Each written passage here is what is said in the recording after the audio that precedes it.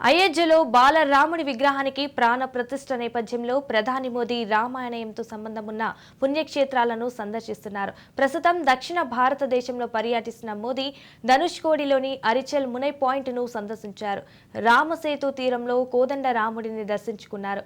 వానసేవతో కలిసి శ్రీరాముడు లంకను చేరేందుకు ధనుష్కోడి తీరానికి వచ్చినట్లు, సముద్రం దాటేందుకు రాళ్లతో వంతెన నిర్మించినట్లు రామాయణంలో ఉంది. రామసేతుగా వ్యవహరించే ఈ వంతెనే ఆనవాళ్లు ఇప్పటికీ సముద్రంలో కనిపిస్తాయి. అక్కడే సాగర స్నానం చేసి మోదీ స్వయంగా శ్రీరాముడు ప్రతిష్ఠించాడని చెప్పే రామేశ్వర లింగానికి పూజలు చేశారు.